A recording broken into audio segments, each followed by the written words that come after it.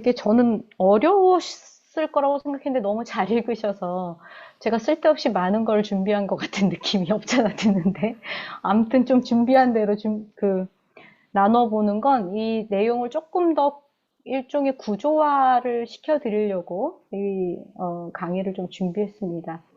말씀하신 것처럼 그 욥의 세 친구를 통해서 경청의 반면 교사를 통해서 경청을 배웠어요. 경청이 이런 것이다라는 건 너무 많은 이야기가 가능하겠지만 우리가 정말 소위 아주 빈번히 저지르는 우리의 태도, 그 태도를 이 경청의 어떻게 보면 실패한 존재들을 통해서 우리가 배운 거죠. 그래서 그 부분을 좀 기억하시면서 이 부분을 좀 보시면 좋겠다 이런 마음이 드네요. 잠시만요. 제가 이게 보기가 여러분이 없어져가지고 제 얼굴만 크게 나와서 좀 바꾸겠습니다. 저는 여러분 얼굴을 보는 게 좋아서. 아, 됐습니다. 여러분 얼굴이 좀 보입니다. 제 얼굴만 엄청 크게 나왔어요. 깜짝 놀랐네. 이 욥의 그 새 친구 모습을 앞서 그 장로님도 표현해 주셨는데 진짜 그 일주일이나 같이 침묵 가운데 옆에 머물렀다.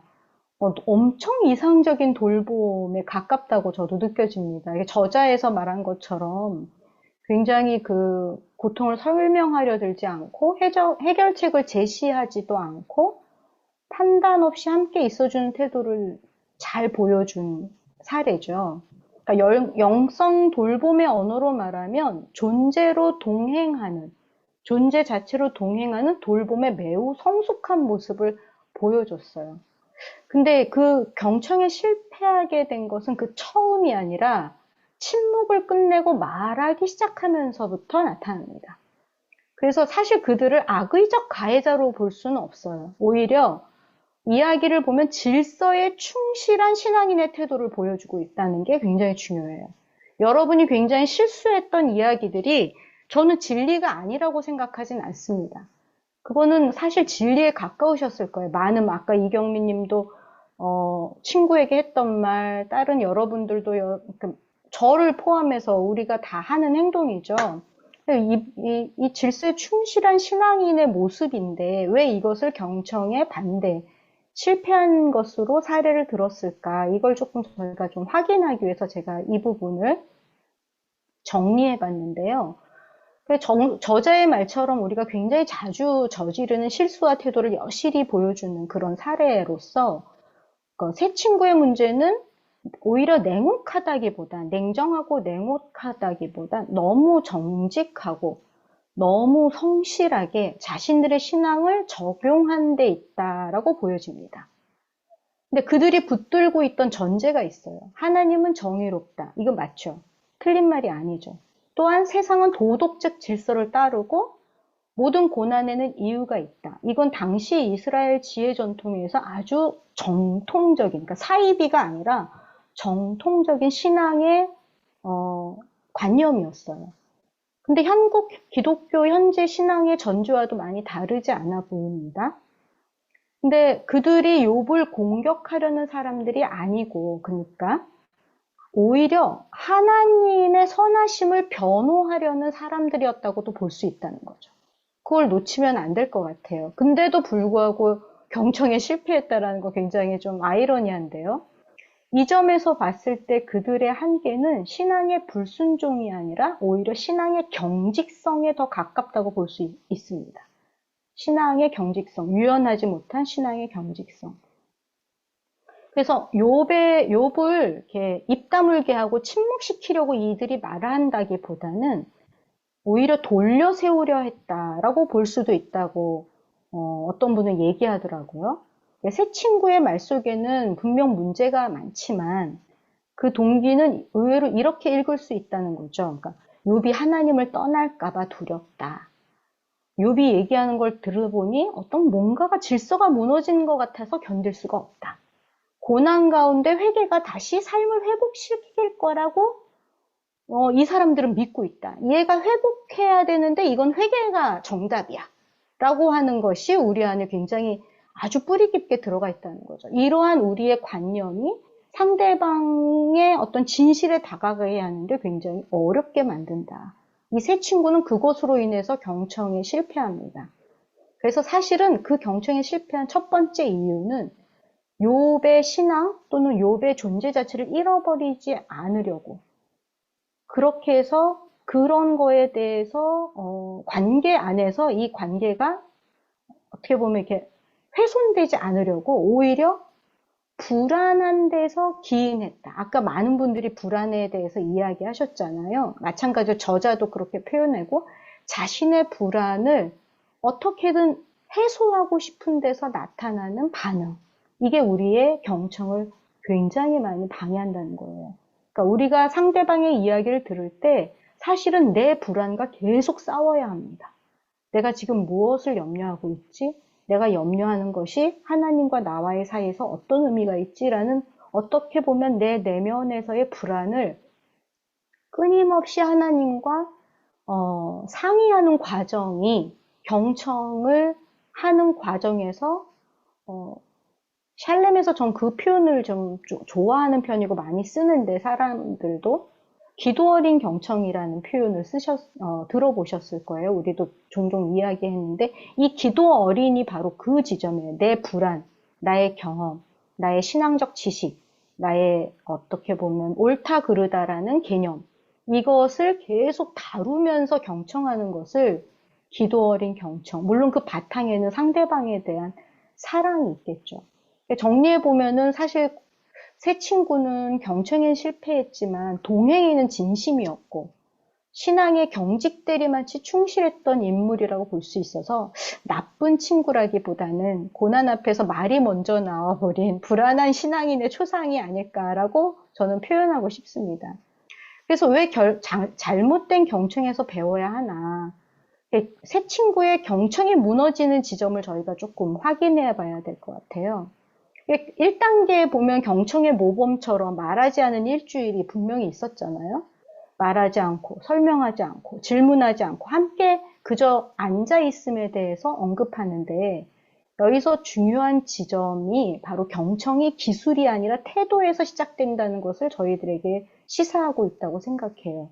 그러니까 고통 앞에서 가장 안전한 반응은, 그러니까 상대방의 고통 앞에서 우리의 가장 안전한 반응은 아무 말도 하지 않고 함께 머물러 있는 것이고, 그래서 이런 질문을 스스로에게 이렇게 머무른 데 있어서 스스로한테 질문을 던져볼 필요가 있어요. 나는 언제 침묵을 견디지 못하는가?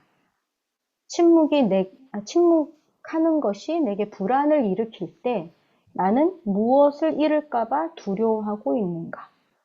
이러한 질문을 통해서 기도 어린 경청으로 나아갈 수 있다는 거. 말을 빨리 하지 않고. 그래서 내가 잃을까봐 두려워하는 게 무엇이지? 나는 왜 말을 계속 이어가고 있지? 지금 왜 멈추지 않지?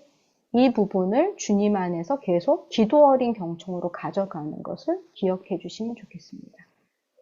그리고 경청이 무너지는 또 하나의 순간은 설명하고 싶은 충동을 이기지 못했다라고 생각해요.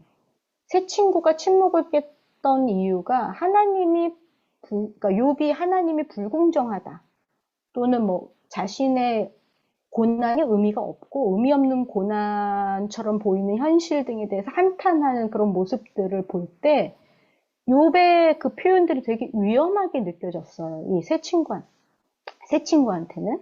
그래서 그 순간 그들이 듣는 자리에서 내려와서 가르치는 자리, 설명하고 정리하는 자리로 이동하려고 합니다.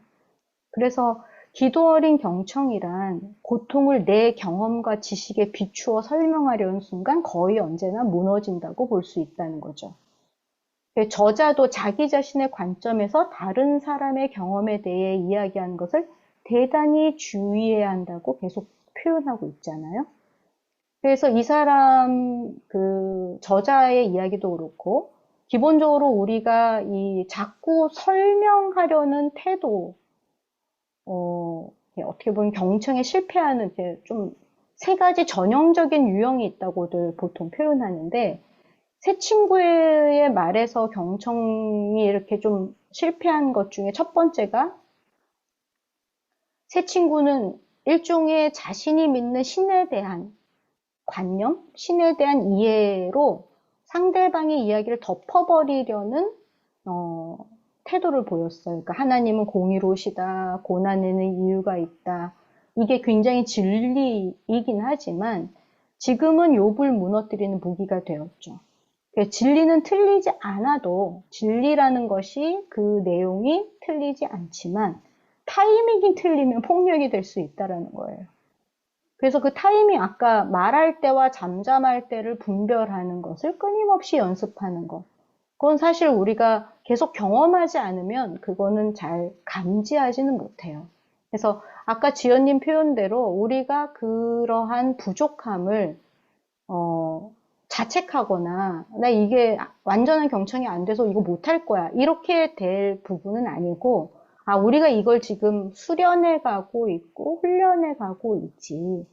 그런데 이런 걸 향해서 가고 있지라는 걸 확인하기 위해서 제가 말씀을 드리는 거예요.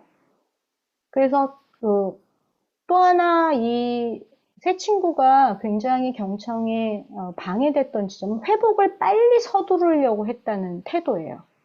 회복을 서두르는 경청은 이런 식으로 표현해. 회개하면 다 좋아질 거야. 이 또한 지나갈 거야. 라는 등의 말로 상대의 현재 고통을 미래로 밀어내는 태도를 일으킬 수 있습니다. 그러니까 현재 지금 이 고통이 있는데 그걸 미래의 어떤 것으로 밀어내버리는 거죠. 그러니까 회복을 앞당기는 것이 아니라 오히려 그러니까 경청이라는 걸 회복을 내가 이 사람을 도와줘서 어떻게 해결해서 앞당겨야지 하는 태도를 내려놓고 오히려 지금 그 사람이 주님 안에서 그 고통을 충분히 경험하고 머물 수 있고, 경험한다는 건 고통을 당한다는 게 아니라 그러니까 고통이라는 감정에 충분히 존재하도록, 고통이라는 정서에, 고통이 지금 여기서 그 사람 안에서 충분히 존재해도 괜찮다라는 안전한 공간을 마련해 주는 것이 되게 중요해요. 지금 고통이 여기서 충분히 존재하도록 허락해 준다. 우리가. 왜냐? 우리가 주님 안에서 이것을 충분히 돌보고 있기 때문에 이 고통이 이 사람을 삼키지 않을 거야 라는 하나님 안에서의 신뢰가 이 안에 전제되죠. 그래서 상대방이 고통에 충분히 머물러 맞이할 수 있도록 힘을 북돋고 이렇게 일종의 진을 쳐주는, 방어진을 쳐주는 그런 방식으로, 그런 태도로 이렇게 그룹 영적 동반은 이렇게 동그랗게 앉아 있잖아요. 그 한 사람의 고통을 충분히 같이 홀딩해주는 힘으로 드러난다는 거예요. 그래서 그 고통에 충분히 머물러 마주할 수 있도록 힘을 북돋는 방식의 경청. 그래서 빨리 일을 해결하려 들거나 그 회복을 도우려고 섣불리 조언하거나 충고하는 것이 오히려 경청을 방해할 뿐 아니라 하나님이 머무시도록 하는 데서도 우리가 앞서간다고 얘기할 수 있어서 그때 우리가 굉장히 많이 또 하는 실수는 하나님 대신 말해버리는 태도예요.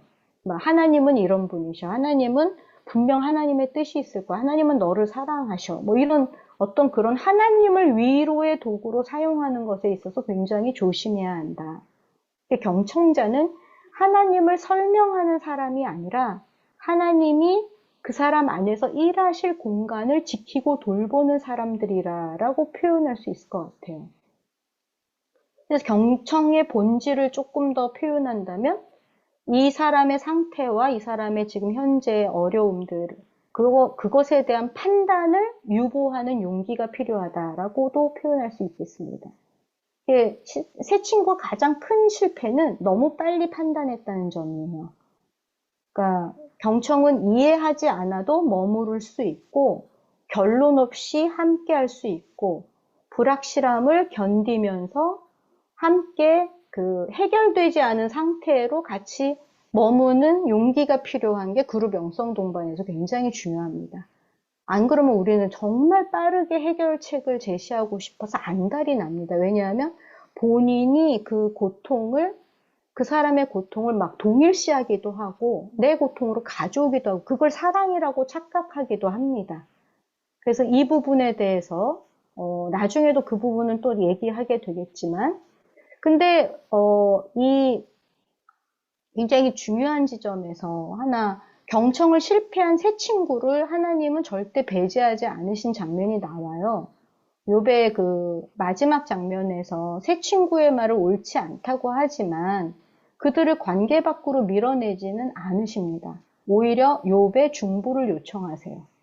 욥기 42절에 나오는 장면은 그 경청에 실패하고 잘못 말한 사람들 때문에 상처 입은 욥이 주님 안에서 그들을 위한 게 속죄제를 드릴 수 있도록 하는 장면이 나오거든요.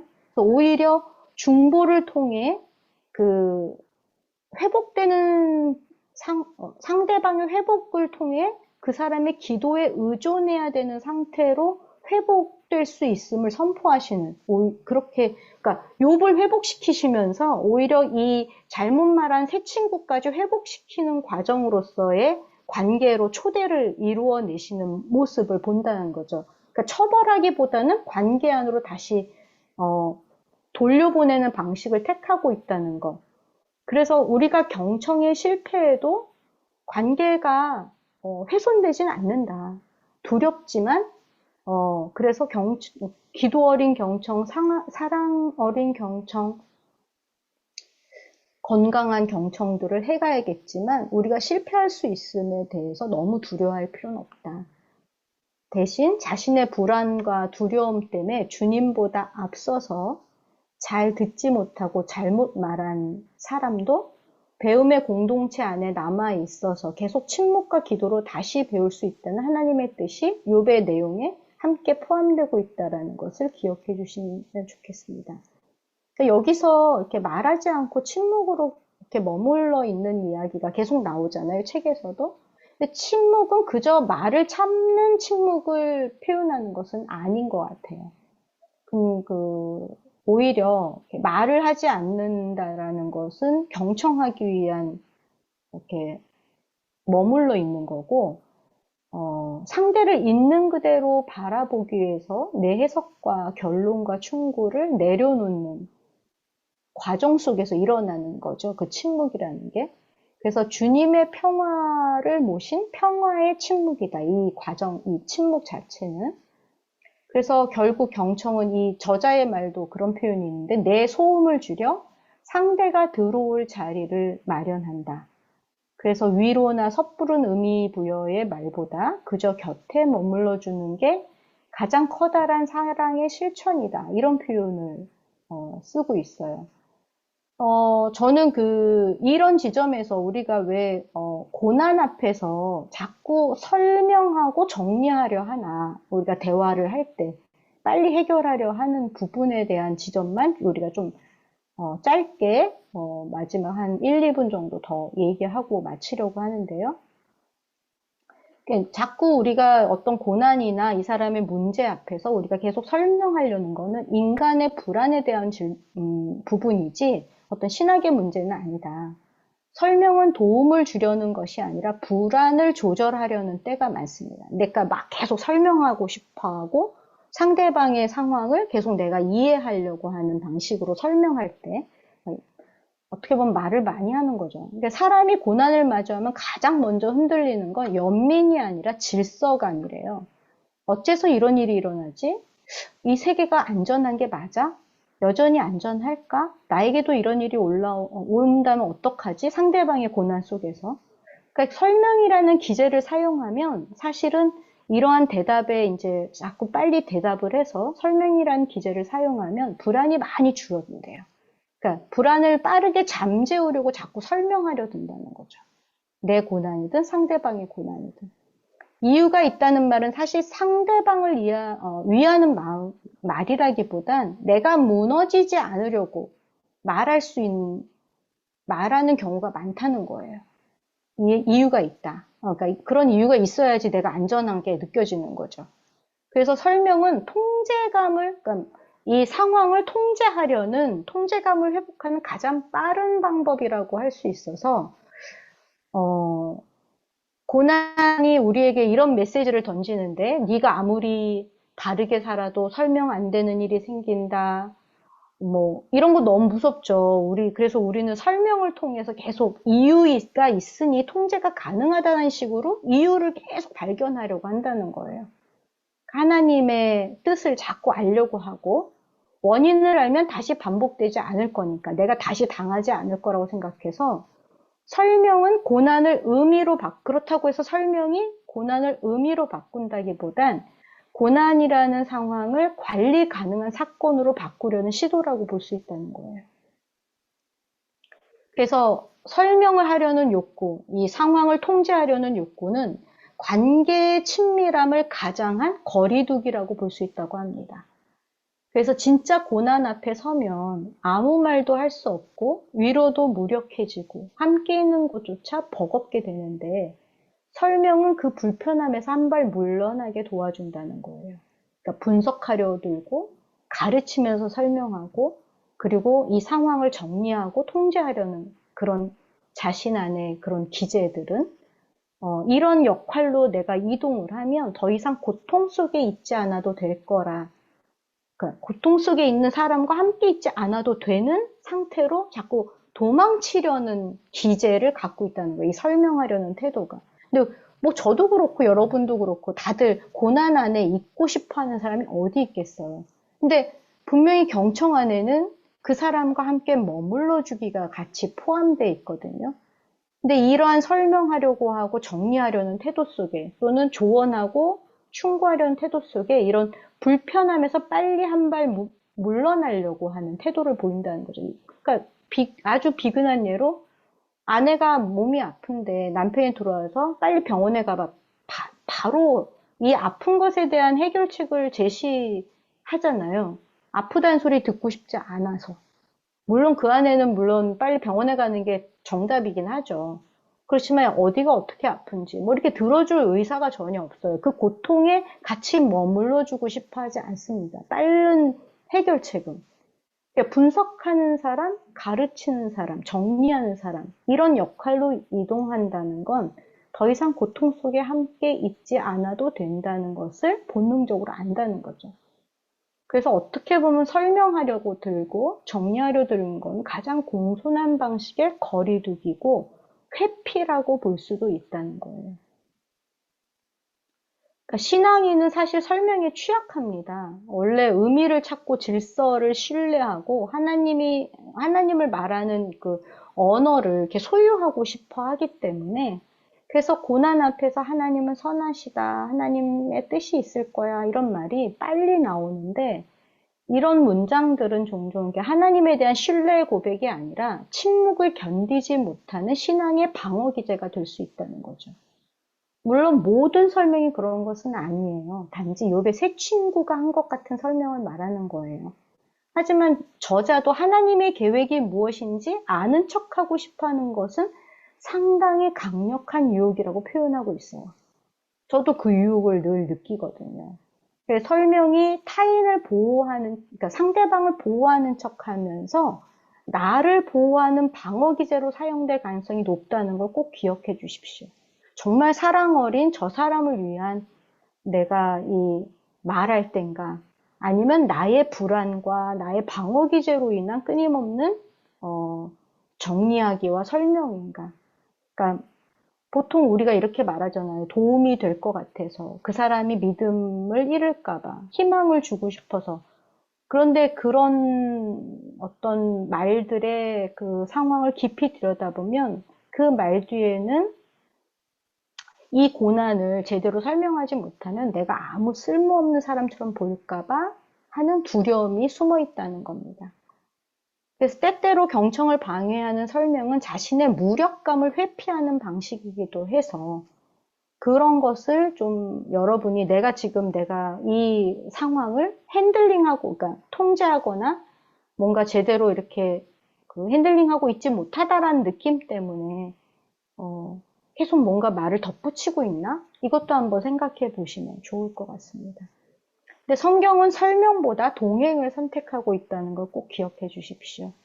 성경에서 하나님은 고난을 빠르게 설명하지 않으시고 이유를 먼저 밝히지도 않으십니다. 욥에게도 십자가 아래의 사람들에게도 엠마오로 가는 제자들에게도 하나님은 먼저 함께 걸으셨습니다.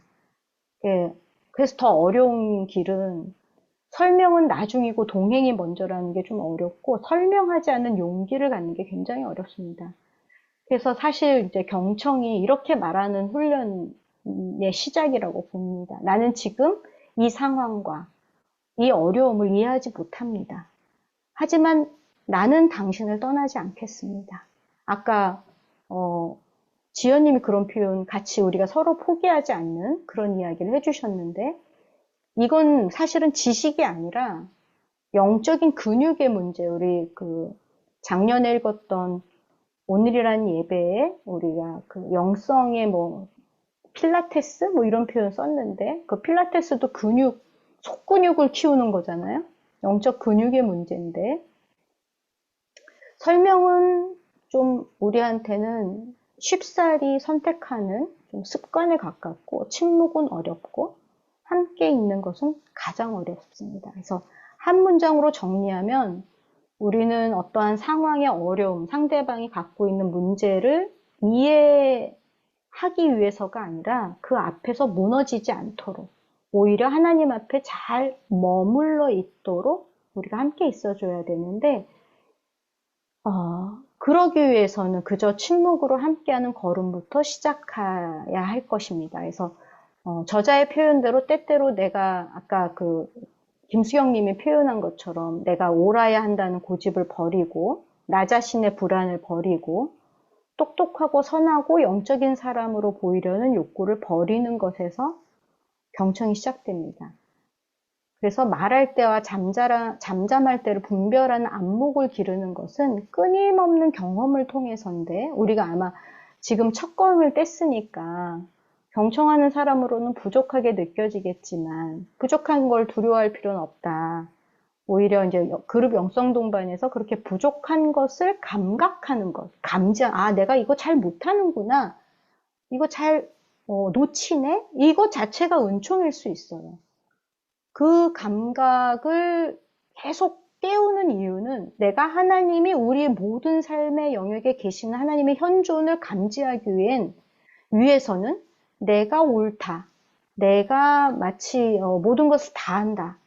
내가 한 부분이라는 것을 의식하지 못하게 만드는 나의 끊임없는 어떤 습관화된 나의 의식을 나의 부족함을 감지하게 하는 그룹 영성 동반을 통해서 계속 깨우게 한다는 거죠. 그래서 부족한 것을 감각하는 것 자체가 은총일 수 있고 이것이 바로 하나님의 사랑에 대해서 민감성을 키우는 방법의 하나라는 것을 꼭 기억해 주시기 바랍니다.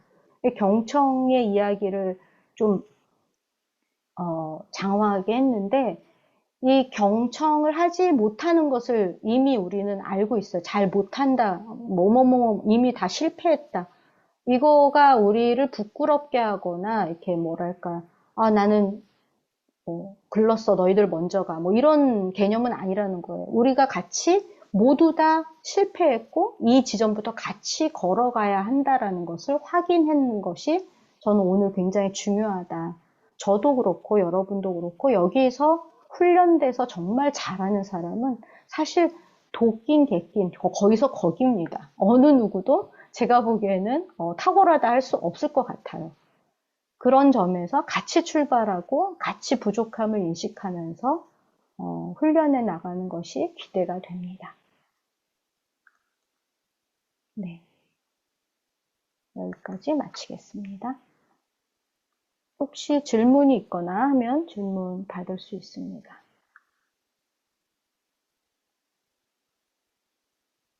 목사님이 받아주십시오. 다음으로.